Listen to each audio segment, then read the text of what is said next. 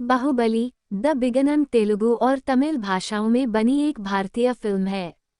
यह हिंदी, मलयालम व कुछ विदेशी भाषाओं में भी बनी है तथा इसे 10 जुलाई 2015 को सिनेमाघरों में दिखाया गया।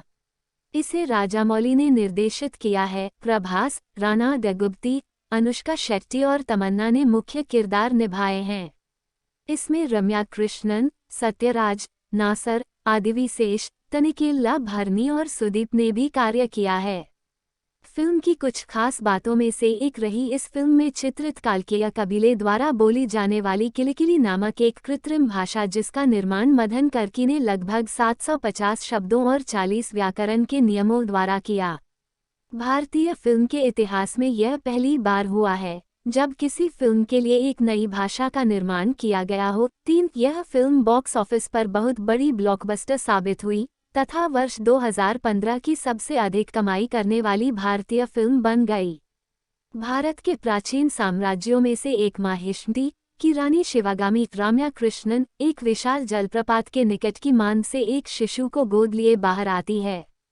वह बड़ी निडरता से अपने पीछा करते सिपाहियों को मार डालती है और शिशु की रक्षा खातिर स्वयं के प्राण बलिदान देती है। इन समय पर स्थानीय ग्रामीण पानी में डूबी रानी की ऊपर उठी बांह में शिशु को देख लेते हैं और उस बच्चे को सुरक्षित बचा लेते हैं।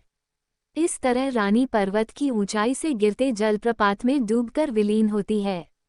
सांगा रोहिणी एवं उसके पति उस शिशु का नाम शिवा रखते हैं और अपने बालक समान ही परवरिश करते हैं। गुजरते समय के साथ शिवा प्रभास एक बलवान युवक के रूप में बड़ा होता है जिसकी आकांक्षा पर्वत चढ़ने की रहती है और कई बार की वह नाकाम प्रयत्न करता है। एक रोज उसे जलप्रपात में बहते हुए किसी युवती का मुखौटा मिलता है। उस युवती की पहचान ढूंढने की चाह में वह पुनः पर्वत चढ़ाई का प्रयास करता है और आखिरकार वह सफल भी होता है। जलप्रपात के शिखर पर शिवा उस मुखौटे की मालिक अवंतिका तमन्ना को खोज निकालता है, एक विद्रोही योद्धा जिसका दल गुरिल्ला पद्धति के जरिए माहिष्मती साम्राज्य के राजा भल्लाल देव पल्लवाथेवान राणा दग्गुबाती के विरुद्ध युद्ध लड़ रहा है। दल का लक्ष्य है कि वे पूर्व महारानी देवसेना अनुष्का शेट्टी को छुड़ाए जिन्हें राजमहल में गत 25 वर्षों से जंजीरों में जकड़ रखा है और यह महत्वपूर्ण जिम्मेदारी अवंतिका को सौंपी गई है। अवंतिका को शिवा की यह बात सुन प्रेम होता है कि वो इस जलप्रपात की तमाम मुश्किलों पर चढ़ाई करता हुआ सिर्फ उसके लिए आया है। शिवा अब इस अभियान को अपने जिम्मे लेने का वचन देता है और छिपते छुपाते हुए माहिष्मती में प्रवेश कर देवसेना को कैद से मुक्त कराता है। शिवा उसे छुड़ा लाता है और साथ लेकर भाग निकलता है, मगर जल्द ही राजा का शाही गुलाम कटप्पा सत्यराज, जिन्हें बेहतरीन युद्ध कौशल के लिए जाना जाता है, उसके पीछे पड़ता है। मगर घात लगाए भद्रा आदिविशेष भल्लाल देव का पुत्र अचानक ही शिवा के सर पर वार करता है, मगर कटप्पा अपने शस्त्र गिरा देता है जब उसे मालूम होता है कि शिवा असल में महेंद्र बाहुबली है, दिवंगत राजा अमरेंद्र बाहुबली का पुत्र। फिर यहाँ भूतकाल में हुए राजा अमरेंद्र बाहुबली की विगत घटनाओं का उल्लेख होता है। अमरेंद्र की माता की मृत्यु उसके जन्म पश्चात होती है, जबकि पिता उससे काफी पूर्व ही गुजर चुके होते हैं। शिवागामी अपने अंगरक्षक कटप्पा के सहयोग से नए राजा चुने जाने तक साम्राज्य के शासन की बागडोर संभालती है।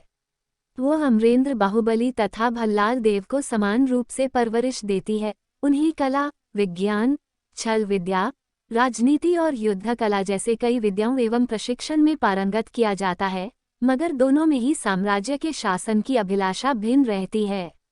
जहां अमरेंद्र बाहुबली का लोगों के प्रति उदारवादी व्यवहार है, तो भल्लाल देव बेहद कठोर हैं और अपने लक्ष्य प्राप्ति के लिए हर संभव निष्ठुरता बरतते हैं, यहाँ तक कि वह बाहुबली की हत्या भी करा देते हैं। जब माहिष्मती को शत्रु कालाकेयास द्वारा युद्ध की चुनौती मिलती है, शिवागामी वचन देती है कि जो कोई भी कालाकेयास के राजा का सिर काटकर लाएगा उसे नया राजा बना दिया जाएगा, और इस तरह दोनों नातिनों के बीच बराबरी से युद्ध साधनों के बंटवारे का आदेश दिया जाता है। लेकिन भल्लाल देव के अपाहिज पिता बिज्जला देव नस्सर छल प्रपंच द्वारा भल्लाल को अधिक से अधिक युद्ध साधन मुहैया कराता है। युद्ध में जब माहिष्मती एक दफा असफल होकर अपना अंत समझ लेती है, अमरेंद्र अपने सैनिकों को उसके साथ मृत्यु से ही लड़ने को पुनः प्रेरित करता है और शत्रुओं को कुचलकर युद्ध समाप्त करता है। मगर भल्लाल देव पहले ही कालाकिया के राजा का वध कर देता है। शिवागामी बतौर नए शासक के रूप में अमरेंद्र